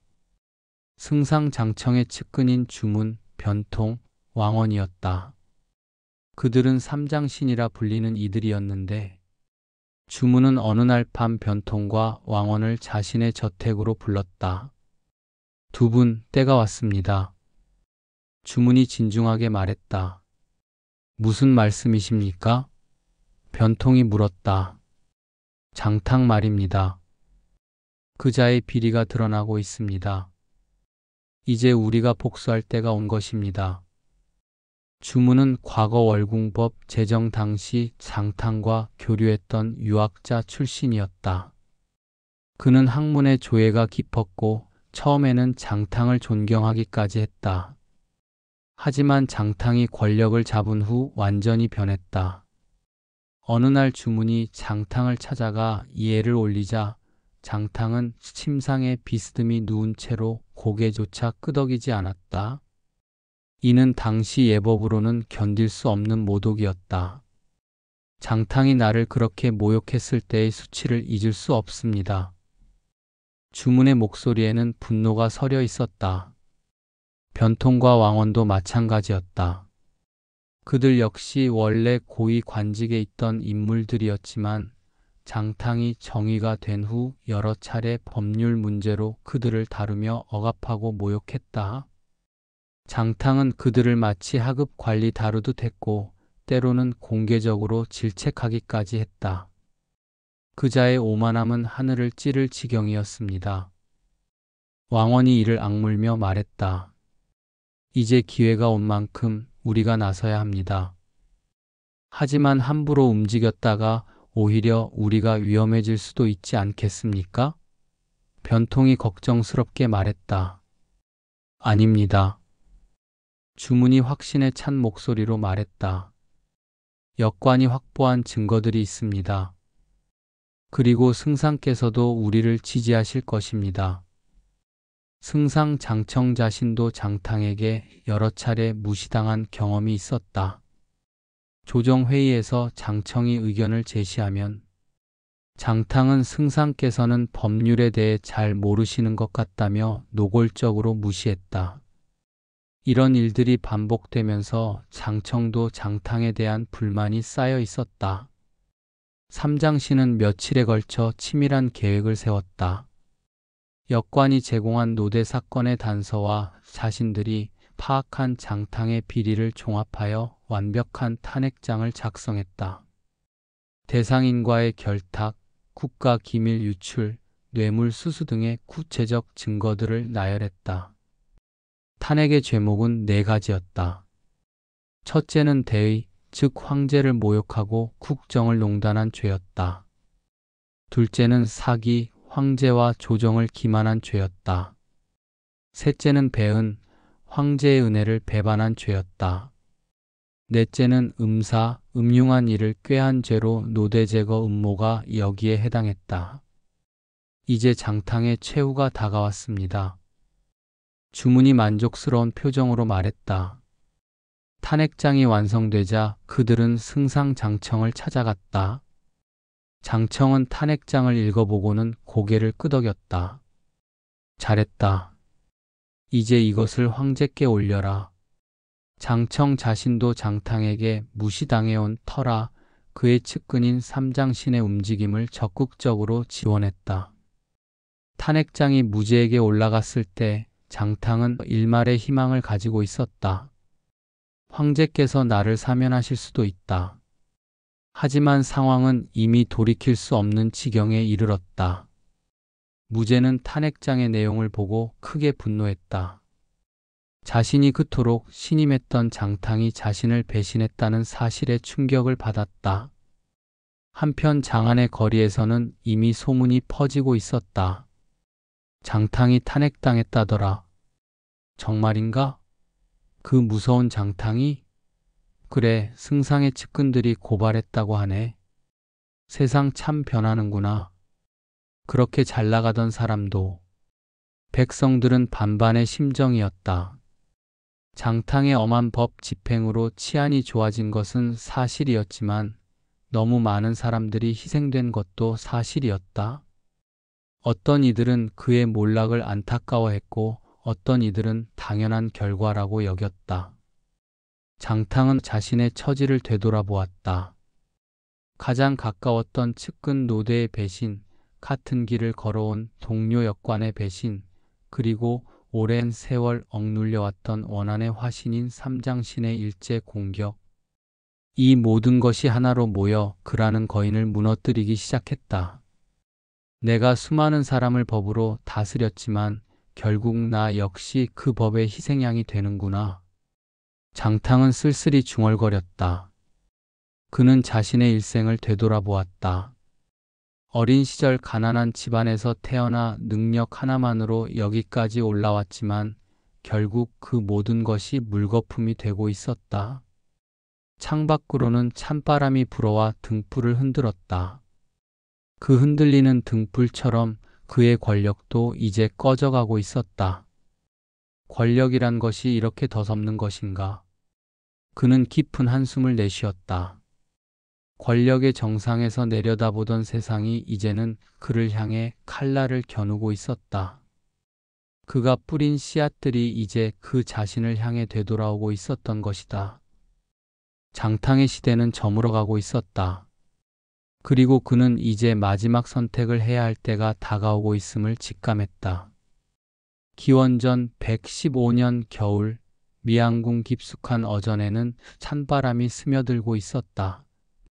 한무제는 삼장신이 올린 장탕에 대한 탄핵문과 역관이 수집한 증거들을 살펴보고 있었다. 두꺼운 주간들이 어지럽게 널려 있었고 그 안에는 장탕의 죄목들이 빼곡히 적혀 있었다. 무제의 얼굴은 돌처럼 굳어 있었다. 장탕을 즉시 불러들이라. 무제의 목소리에는 분노가 깔려 있었다. 그는 장탕의 능력을 인정했고 그의 충성심을 믿어왔다. 하지만 만약 장탕이 정말로 자신을 기만하고 조정을 속였다면 그것은 절대 용서할 수 없는 배신이었다. 얼마 후 장탕이 어전에 들어섰다. 그의 얼굴에는 이미 체념이 서려 있었다. 삼장신의 탄핵이 얼마나 치밀하게 준비되었는지, 그들이 얼마나 오랫동안 자신의 약점을 찾아 헤맸는지를 그는 잘 알고 있었다. 노대 사건의 진상이 드러나는 순간부터 그의 운명은 이미 결정되어 있었다. 장탕. 무제는 앞에 놓인 주간들을 바라보며 말했다. 과인이 그토록 신임했건만 과인과 조정을 기만하고 내 사욕을 채웠다는 이 모든 것이 사실이냐?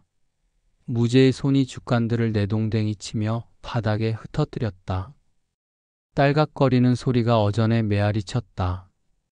장탕은 무릎을 꿇은 채 고개를 들었다. 그의 눈에는 더 이상 변명하거나 호소할 의지가 보이지 않았다. 신은 어리석어 폐하의 총애를 제대로 보답하지 못했습니다. 그의 목소리는 낮고 침착했다. 다만 노대의 일은 신의 실수였고 주문 등 삼장신은 예전부터 신과 원한이 있었던 자들입니다. 이 답변은 무제를 더욱 분노하게 했다. 장탕이 자신의 죄를 명확히 인정하지도 않고 그렇다고 황제의 지혜에 호소하며 변명하지도 않는 애매한 태도에 실망감이 밀려왔다. 오히려 장탕의 말투에서는 어떤 냉소마저 느껴졌다. 그대는 참으로 능숙한 관리로구나.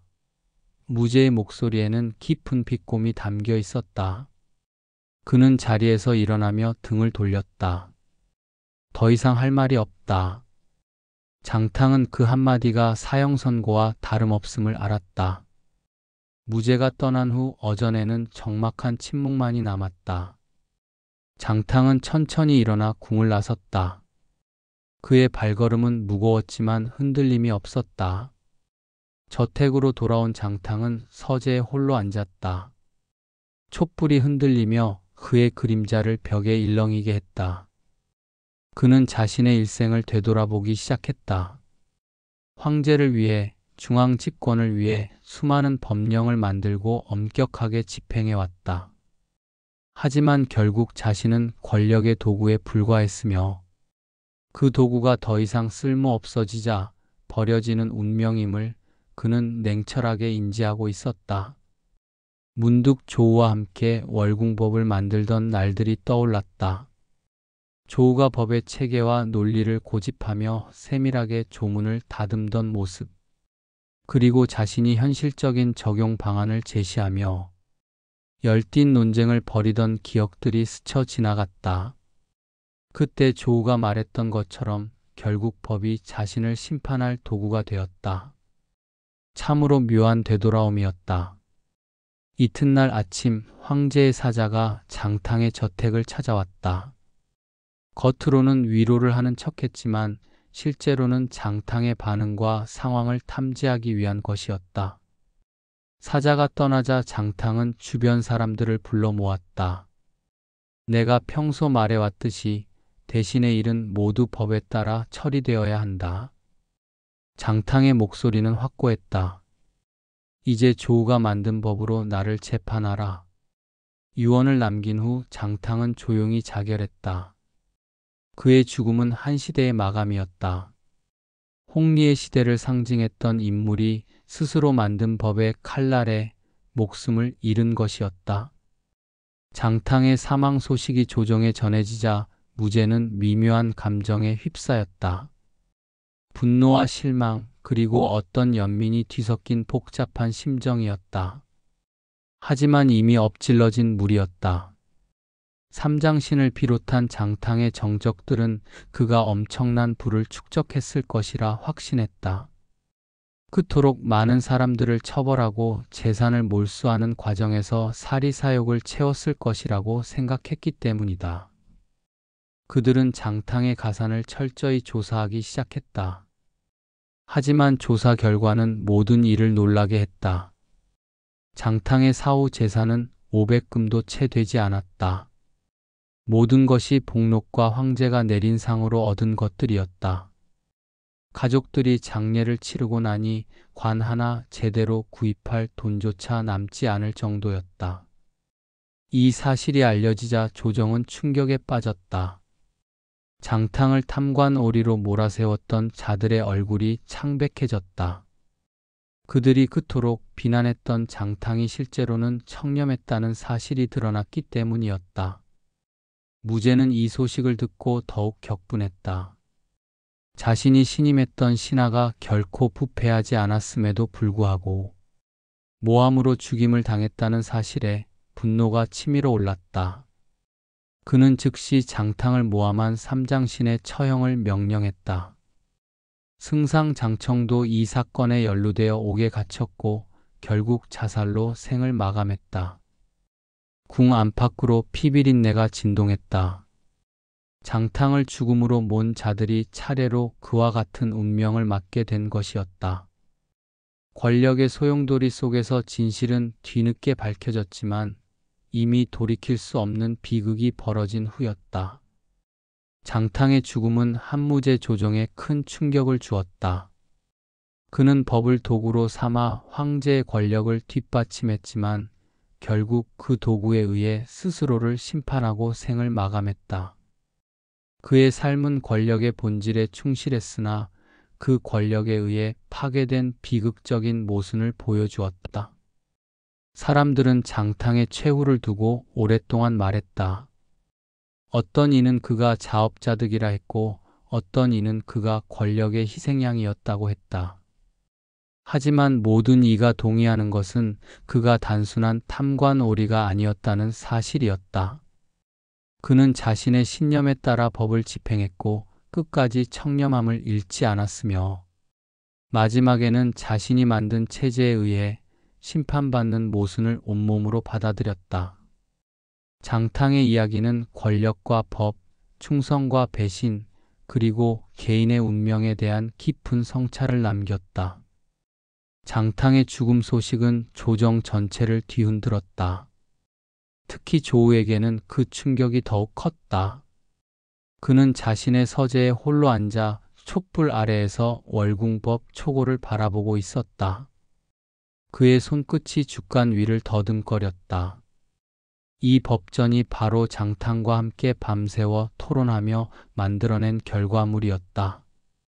조우는 깊은 침묵 속에 잠겨 있었다. 자신이 그토록 공들여 만든 법조문들이 결국 장탕을 심판하는 도구가 되었다는 사실이 그를 괴롭혔다. 장탕과 함께 치열하게 논쟁하며 각 조문을 다듬던 그 날들이 생생하게 떠올랐다. 법은 완전해야 한다. 조우가 고집했던 말이었다. 하지만 현실은 그렇지 않소. 장탕이 냉소하며 던진 답변이었다. 이제 그 현실이 장탕을 삼켜버렸다. 조우는 자신이 그동안 고수해왔던 법의 순수성과 모든 사적 교류를 끊는 전략이 오히려 자신을 이 정치적 소용돌이에서 격리시켜 생존하게 했다는 것을 깨달았다. 하지만 동시에 더욱 냉엄한 현실도 받아들여야 했다. 완벽한 법이라 해도 그것을 운용하는 것은 결국 사람이며 그 사람을 움직이는 것은 권력의 논리라는 사실이었다. 그의 원칙주의에 첫 번째 균열이 생기기 시작했다. 며칠 후 조우는 궁으로 나아가 황제를 만났다. 무제는 장탕을 모함한 삼장신을 처형한 뒤였지만 여전히 불쾌한 기색이 역력했다. 조우, 그대는 장탕과 함께 법전을 만들었지 않느냐? 무제의 목소리는 낮고 무거웠다. 그 법이 결국 장탕을 심판했구나. 조우는 무릎을 꿇고 조심스럽게 대답했다. 폐하, 법은 그 자체로는 선악이 없습니다. 다만 그것을 어떻게 쓰느냐에 따라 달라질 뿐입니다. 무제는 조우를 오래 바라보았다. 그대 말이 옳다. 법은 도구일 뿐이로다. 앞으로 더욱 신중하게 써야겠구나. 기원전 114년 조우는 정위에 임명되었다. 장탕의 후임이었다. 그는 이 자리가 얼마나 위험한지 잘 알고 있었다. 장탕이 바로 이 자리에서 권력의 정점에 올랐다가 나락으로 떨어졌기 때문이었다. 조우는 자신의 재판 방식을 바꾸기로 결심했다. 과거처럼 법 조문에만 매몰되지 않고 상황을 살피고 황제의 뜻을 짐작한 다음 마지막으로 법을 적용하는 방식으로 바뀌었다. 그는 여전히 법을 중시했지만 장탕의 전철을 밟지 않기 위해 훨씬 더 유연하고 신중해졌다. 어느 날 조우 앞에 한 상인이 끌려왔다. 그는 곡식을 몰래 빼돌려 팔았다는 혐의를 받고 있었다. 예전의 조우라면 법조문을 펼쳐들고 엄격하게 적용했을 것이다. 하지만 이제는 달랐다. 내가 곡식을 빼돌린 것은 사실이냐? 조우가 물었다. 대인 제가 그랬습니다. 하지만 집에 굶주린 아이들이 있어서. 상인이 떨리는 목소리로 답했다. 조우는 잠시 침묵했다. 법대로라면 곤장을 치고 재산을 몰수해야 했다. 하지만 그는 다른 방법을 택했다. 내가 빼돌린 곡식의 값을 배로 갚아라. 그리고 앞으로는 이런 일이 없도록 하거라. 상인은 고개를 숙이며 감사의 인사를 드렸다. 옆에서 지켜보던 서리가 의아한 표정을 지었지만 조우는 아무 설명도 하지 않았다. 조우의 변화는 단순히 관대해진 것이 아니었다. 그는 권력의 본질을 깨달았기 때문이다. 법을 지나치게 엄격하게 적용하면 원망을 사고 너무 관대하면 기강이 해이해진다. 그 사이에서 균형을 잡는 것이 생존의 지혜였다. 그는 더 이상 완벽한 법관이 되려고 하지 않았다. 대신 살아남는 법관이 되려고 했다. 조우의 명성은 점차 바뀌어갔다. 예전에는 냉정하고 융통성 없는 관리로 알려졌지만 이제는 신중하고 균형 잡힌 판관으로 인식되기 시작했다. 황제도 조우의 변화를 눈여겨보았다. 무제는 장탕처럼 지나치게 강경한 관리보다는 조우처럼 유연성을 보이는 관리를 더 신뢰하게 되었다. 기원전 104년 조우는 소부로 전임되었다. 소부는 황실의 재정과 공급을 담당하는 직위였다. 이는 조우가 순수한 법관에서 행정관으로 전환했음을 의미했다. 많은 사람들이 이 인사를 의외로 여겼지만 조우에게는 계산된 선택이었다. 그는 의도적으로 사법부라는 민감한 자리에서 벗어나 비교적 안전한 행정 직무로 이동한 것이었다. 이것이 바로 생존의 지혜였다. 조우는 황실의 재정을 관리하면서도 자신만의 원칙을 지켰다. 그는 불필요한 지출을 줄이고 효율적인 운영을 추구했다.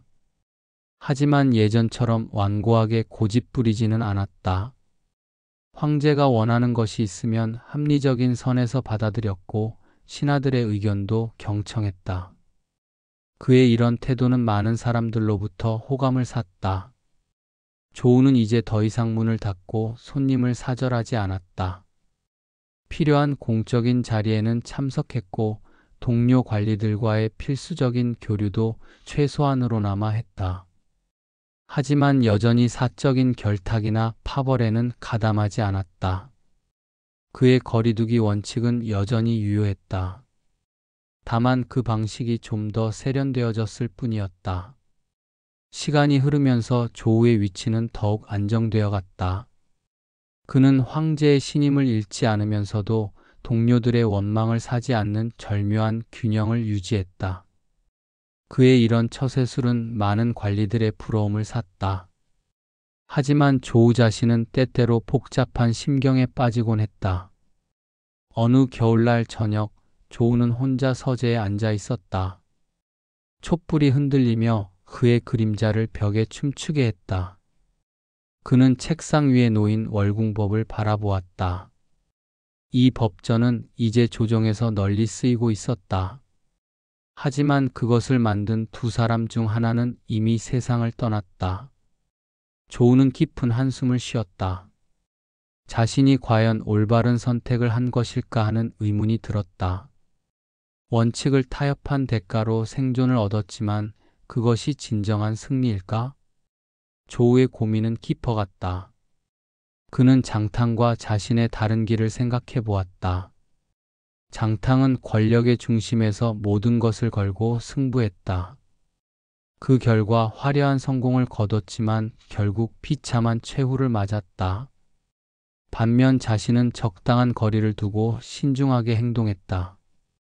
그래서 지금까지 살아남을 수 있었다. 하지만 과연 이것이 옳은 일일까? 기원전 102년, 조우는 이미 60세를 넘긴 나이였다. 그의 머리는 휘어졌고 얼굴에는 주름이 깊게 팼다. 하지만 그는 여전히 건강했고 정신도 맑았다. 무엇보다 그는 살아있었다. 같은 시기에 활동했던 많은 홍리들이 하나둘 사라져갔지만 조우는 끝까지 자리를 지키고 있었다. 어느 날 조우는 궁에서 젊은 관리 하나를 만났다. 그 관리는 조우에게 조심스럽게 물었다. 대인, 어떻게 하면 오랫동안 벼슬을 할 수 있습니까? 조우는 그 젊은 관리를 바라보며 말했다. 지나치지 말라. 모든 일에서 지나침은 부족함만 못하니라. 그것만으로 충분합니까? 그리고 자신의 한계를 알라. 할 수 있는 일과 할 수 없는 일을 구분하는 것이 중요하다. 젊은 관리는 고개를 끄덕이며 조우의 말을 가슴 깊이 새겼다. 기원전 100년경 조우는 이미 원로급 관리가 되어 있었다. 그는 후배들에게 존경받는 선배였고 황제에게는 믿을 만한 신하였다. 하지만 그의 몸은 점점 쇠약해져 갔다. 오랜 관직 생활의 피로가 누적된 것이었다. 어느 봄날 조우는 자신의 정원에 앉아 꽃들을 바라보고 있었다. 복사꽃이 만개한 가지들이 바람에 흔들리고 있었다. 그는 문득 젊은 시절을 떠올렸다. 장탕과 함께 법전을 만들던 그 뜨거웠던 시절 말이다. 두 사람은 서로 다른 길을 걸었지만 둘 다 자신만의 방식으로 나라를 위해 일했다. 장탕은 불꽃처럼 타올랐다가 꺼졌고 자신은 꾸준한 촛불처럼 오래도록 빛을 밝혔다. 조우는 자신의 선택에 대해 더 이상 후회하지 않기로 했다. 그는 살아남았고 그것만으로도 의미가 있었다. 완벽한 법관은 되지 못했지만 지혜로운 관리가 되었다. 순수한 원칙은 잃었지만 현실적인 지혜를 얻었다. 그리고 무엇보다 평온한 말년을 보낼 수 있었다. 죽음이 가까워온 어느 날 조우는 창밖을 바라보며 과거를 회상했다. 장탕과 함께 새벽 등불 아래에서 법률 조문을 하나하나 토론하던 뜨거웠던 날들이 떠올랐다. 자신의 고집에 대해 냉소하던 장탕의 모습도 생생했다. 그리고 장탕이 자결했다는 소식을 들었을 때의 그 막막한 공허감도 잊을 수 없었다. 조우는 혼잣말로 중얼거렸다. 장탕은 법을 지나치게 사용했고 나는 법에 지나치게 매여 있었다. 그가 파멸한 것은 권력의 올가미에 걸려들었기 때문이요. 내가 생존한 것은 그 올가미를 피해 다녔기 때문이로다. 조우의 죽음은 비극적이지도 영광적이지도 않았다. 그저 고독하지만 평온한 것이었다. 그는 권력의 핵심에서 약간 떨어진 그러나 완전히 밀려나지도 않은 안전한 거리를 유지하며 자신만의 길을 걸어간 인물이었다. 사람들은 그를 현명한 관리로 기억했다. 장탕처럼 화려하지는 않았지만 꾸준하고 신뢰할 만한 인물이었다. 그의 생애는 권력과 원칙 사이에서 균형을 잡는 것이 얼마나 어려운 일인지를 보여주는 산 교훈이었다.